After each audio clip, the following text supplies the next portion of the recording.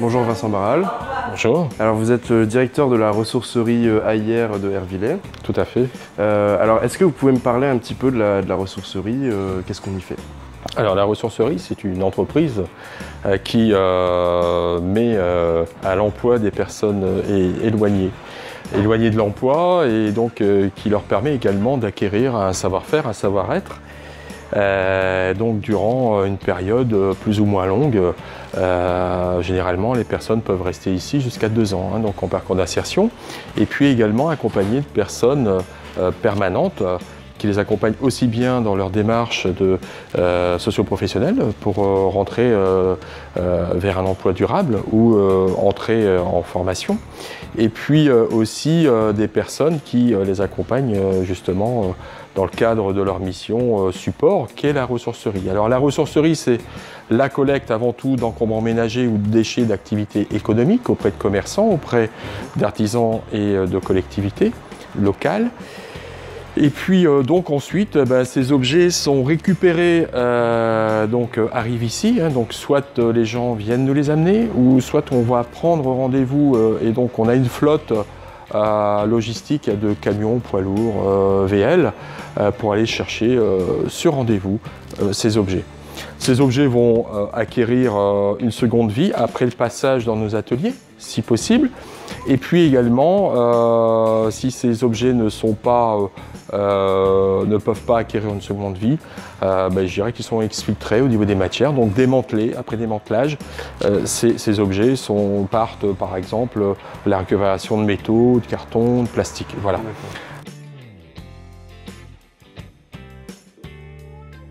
Oui, donc là ici c'est le démantèlement et donc qui permet justement à partir d'objets inutilisables ou obsolètes de récupérer de la matière, de disséquer également les différents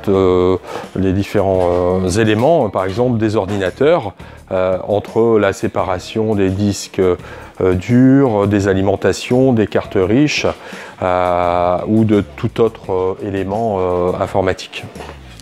Et donc on voit notamment Elodie démanteler des objets, donc voilà. Donc là on est dans l'atelier motoculture également, qui permet justement de redonner vie à des objets tels que des tondeuses, mais également l'atelier cycle pour la réparation de vélos. C'est vrai aussi, ce qui est bien au sein du village d'Hervillers, comme au sein du magasin solidaire de Bapaume, mais également de Péronne, dans la Somme, de pouvoir justement vendre ces objets au sein d'un magasin solidaire où vous êtes actuellement. Alors, tout cela ne serait pas possible sans le soutien actif de la communauté de communes du Sud-Artois, ça je le précise aussi. Ok. Et donc il y a un véritable travail de transformation des objets ici.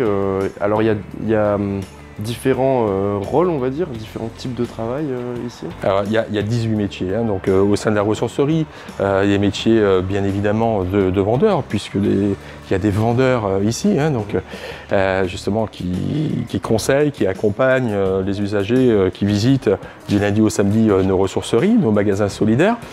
Mais il y a également des chauffeurs poids lourds, des chauffeurs de camionnettes, il y a des valoristes, il y a des menuisiers, il y a des réparateurs en électroménager, en motoculture par exemple, des menuisiers. Et puis également deux derniers ateliers que nous avons créés il y a peu, c'est l'atelier d'aérogommage où vous pouvez voir justement, on en a pu parler justement lors d'une édition précédente, des meubles relookés ou des meubles sablés également.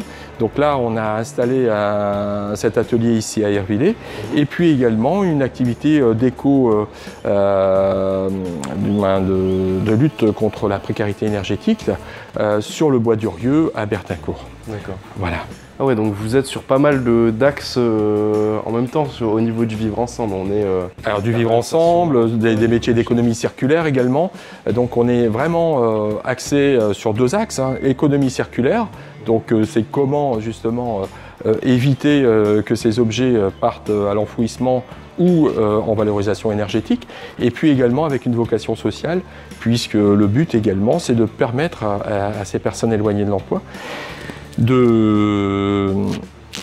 d'accéder à un emploi durable. Pas ici, hein, le but c'est pas de les garder, donc on a un turnover important, certes, mais également d'avoir un effet tremplin, un métier tremplin vers un emploi durable ailleurs. D'accord. Eh bien, merci Vincent Barral pour cette petite interview et puis on se retrouve bientôt. Oui, tout à fait. Merci.